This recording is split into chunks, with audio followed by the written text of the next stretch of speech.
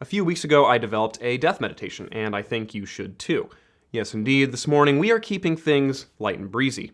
So what is a death meditation? It is a meditation on the fact that you will die. Not only that you will die, but everyone and everything that you love will also die. You might be leaning forward in your seat right now saying, wow, Taylor, that's amazing. That sounds incredible. I'm going to get on that right away.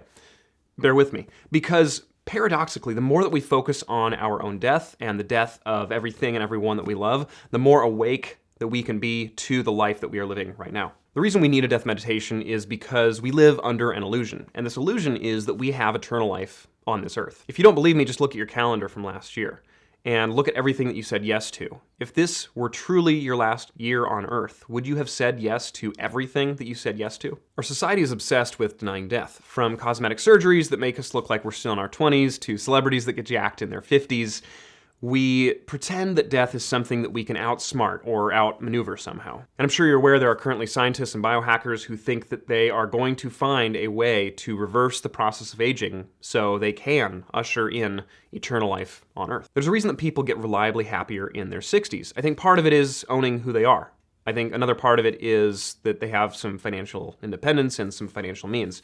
But I think a large part of it is realizing they don't have that much time left. And so cut the bullshit. Make your yes actually count for something. The illusion of eternal life on this earth gets harder and harder to maintain until you just give it up entirely. And then you can truly live. Peggy Kennett, the late Zen master, was said to make her students' burdens not lighter, but heavier. So heavy that they had to realize, they had to admit that they couldn't possibly lift the burden, and so they'd simply set it down. The death meditation, at least for me, is one way that I have found to put down this illusion that we live under. Before we take a look at how to develop a death meditation, I want to take a closer look at death. Because death is strange. Death is pretty simple on the surface, it's pretty easy to scientifically define, but the closer you look at it, the stranger it gets. Intellectually, I know that I will cease to exist. I know it will happen, there is no question about it. It will come for us all despite Brian Johnson's best efforts. And yet, I don't feel like I will die. When I try to imagine, what will it be like to be dead? What will I feel? I have to remind myself I won't feel anything. There will be no Taylor to feel anything whatsoever. And I've never felt the absence of everything before.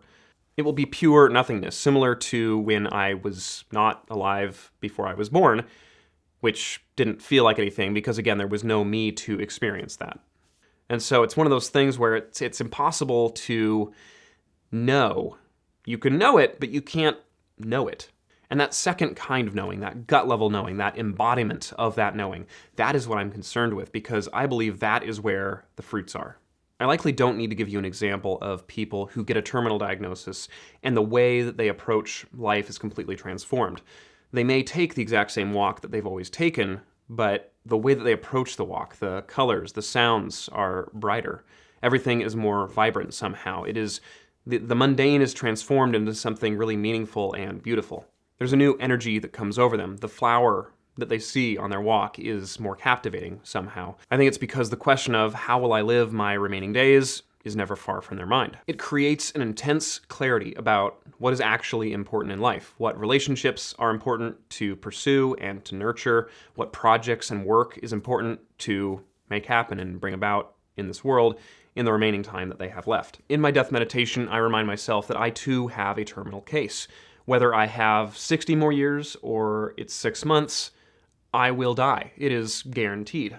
And I want that level of clarity, preferably without the terminal diagnosis. I want wisdom when it comes to what are the projects to take on, what are the relationships to pursue, what is a meaningful use of my time with the very limited time that I have on this earth. How can I gain that wisdom of what is important now while I'm still able-bodied and able-minded? Maybe it isn't possible, but I believe the death meditation helps me embody that truth more fully. But the death meditation, it doesn't stop at the boundaries of which I call self.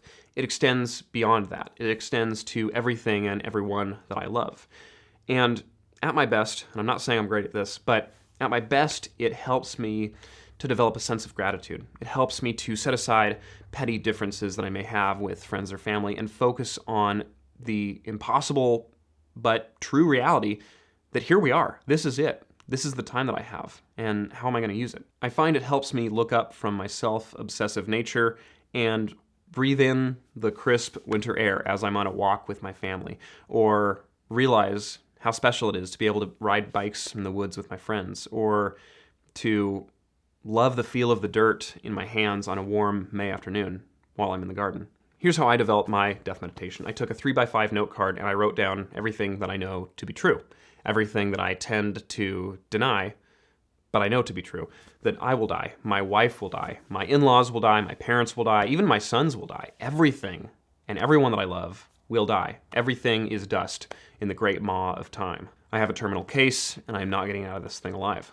But it does not end there, because the entire point of this exercise is to get to this question: how then shall I live this day?